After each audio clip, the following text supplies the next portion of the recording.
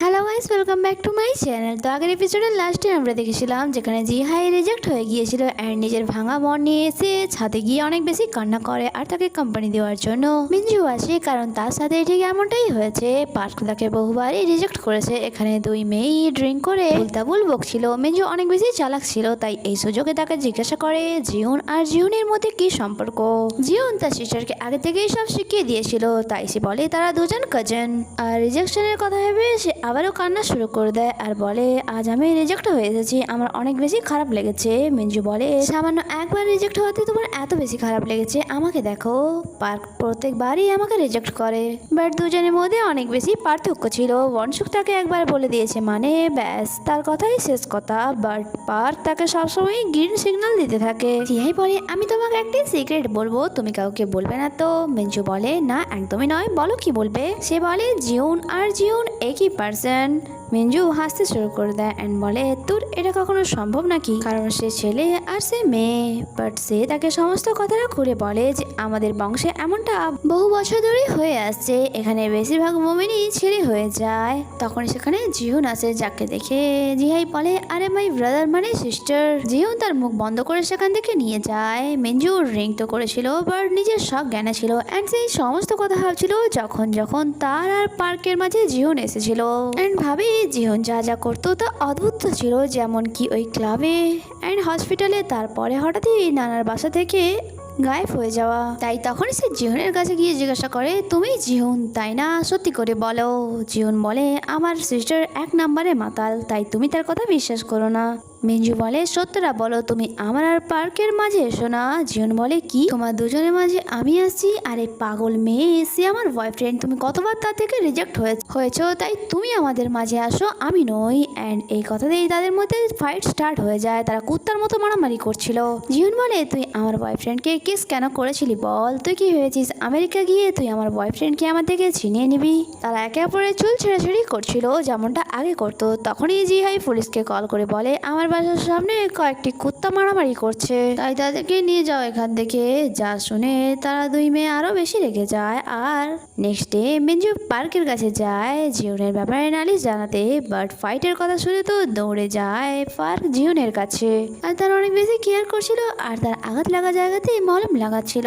জিউনের মনে হচ্ছিল park handsome, তাই মেয়েরা তার প্রতি অ্যাট্রাক্ট হয়। অন্যদিকে বাসার বাইরে মিঞ্জুর ওই আশিক চলে এসেছিল অ্যান্ড তাকে বলে তুমি আমার কল আর মেসেজে রিপ্লাই কেন করছো না, আর তার হাত ধরে জবরদস্তি করা শুরু করে দেয় আর বলে মিঞ্জুর সাথে তুমি ইউএস যেও না, তার গার্লফ্রেন্ড আছে, তুমি আমার সাথে থাকো, আমি তোমাকে অনেক বেশি ভালোবাসি। মিঞ্জু বলে তুই এখান থেকে যাবি কি না, বাট তার আশিক তো কথাই শোনে না। তখনই সেখানে জিওন আসে, ওই ছেলেটিকে ঠিক সেম ভাবে মারে যেমন ভাবে সে আগেও মেরেছিল অ্যান্ড তাকে বলে যখন সে তোমাকে আগেই বলে দিয়েছে যে সে তোমাকে পছন্দ করে না, তাই তার পিছু নেওয়া তোমার ঠিক হয়নি। আর মিঞ্জুকে বকা শুরু করে দেয় যখন তুমি তার প্রতি ইন্টারেস্টেড নয় তাহলে এখানে দাঁড়িয়ে কথা বলার কি দরকার। অ্যান্ড ওই ছেলেটিকে মেরে সেখান থেকে তাড়িয়ে দেয়। তারপর সে মিঞ্জুকে বাসার ভেতরে নিয়ে যায়, বাট মিঞ্জু তাকে বলে আই এম শিওর তুমি জিউন, কারণ ওই দিন যখন ঘটনাটি ঘটেছিল এটা আমি আর জিউন ছাড়া কেউই জানতো না। আর তুমি যদি জিউন নাই হয়ে থাকো তাহলে এটা বলো তুমি কি করে জানলে এই ঘটনাটা। জিউন বলে নেচারেচে করে আসো নাকি, কি সব ভুলভাল বকছো, যাও এখান থেকে।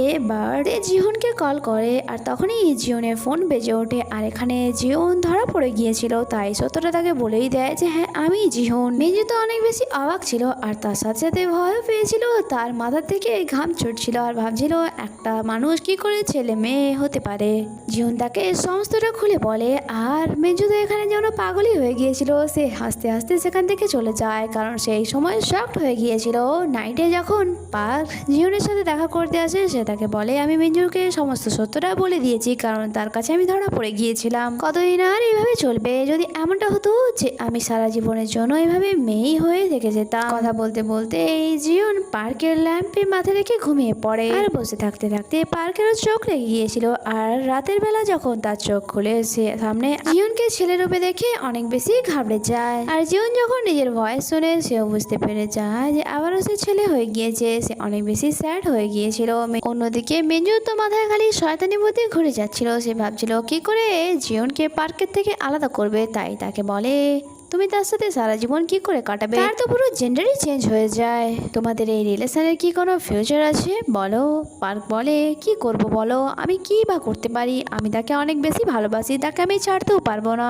যাই হোক তুমি এই ব্যাপারটা কাউকে বলো না। মিঞ্জু বলে বলা বলা তো দূরের কথা, আমি যদি কাউকে বলি তাহলে সবাই আমাকেই পাগল ভাববে। অন্যদিকে জিওন বাসায় মুড অফ করে বসেছিল, তখনই সেখানে এডি আসে অ্যান্ড তার মুড চেয়ার আপ করার জন্য তাকে বাইরে নিয়ে যায়। তারা কিছুক্ষণ রানিং করে, এরপর তারা এক জায়গায় বসে কথা বলছিল। এডি জিজ্ঞাসা করে আর কতদিন এভাবে চলবে, সারা জীবন কি এভাবেই তোমার জেন্ডার চেঞ্জ হতে থাকবে? জিউন বলে হয়তো। এডি বলে পার্কের কি হবে তাহলে, তুমি তার ব্যাপারে কিছু ভেবেছো?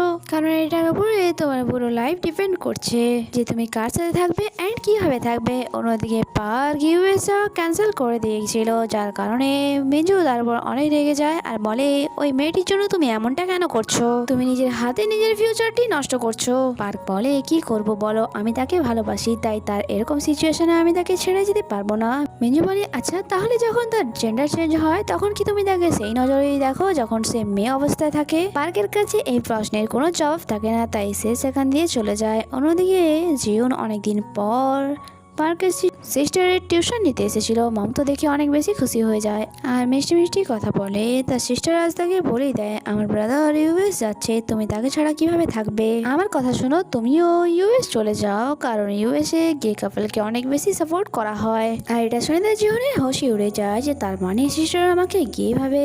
আর অন্যদিকে এই সব কথা মম ড্যাডও শুনে নেয়, কারণ তারা দরজায় আড়ি পেতেছিল। এখানে মম তো অজ্ঞানী হয়ে গিয়েছিল আর বিশ্বাসই করতে পারছিল না যে তার ছেলে গিয়ে। কিছুক্ষণ পর যখন পার্ক বাসায় ফিরে মমকে দেখে বলে মম আপনার কি হয়েছে? মম বলে আগে তুমি আমার কথার জবাব দাও, তুমি কি জিওনকে ডেট করছো? আর যা শুনে পার্কের মুখই বন্ধ হয়ে যায় অ্যান্ড সে বলে আগে আমি জিওনকে বাইরে ছেড়ে দিয়ে আসছি। আর যখনই সে জিওনের হাত ধরে মম আরো বেশি রেগে যায় যে ওনার ছেলে কোনো ছেলের হাত ধরছে। তারপর পার্ক জিওনকে বাসায় ছাড়তে যাচ্ছিল, বাট জিওন বলে তোমার এখন নিজের ফ্যামিলির সাথে থাকা দরকার। এটা বলে সে সেখান থেকে চলে যায় অ্যান্ড বাসায় মিঞ্জু তাকে কথা শোনাচ্ছিল যে তুমি পার্কের লাইফ নষ্ট করছো, তোমার জন্যই সে ইউএস যেতে চাইছে না। জিউন বলে আমি তাকে রাজি করিয়ে দেব, তাই তুমি চিন্তা করো না, সে রাজি হয়ে যাবে। মিঞ্জু বলে এখন আর কি লাভ, কারণ অ্যাডমিশন তো বন্ধ হয়ে গিয়েছে। যা শুনে জিউনের অনেক বেশি খারাপ লাগে যে তার জন্য পার্কের ক্যারিয়ার খারাপ হচ্ছে। তাই নেক্সট ডেই তার সাথে কথা বলার জন্য যায় অ্যান্ড তাকে বোঝায় যে দেখো তোমার যাওয়া দরকার। পার্ক বলে আমি তোমাকে এভাবেই ছেড়ে চলে যেতে পারি না।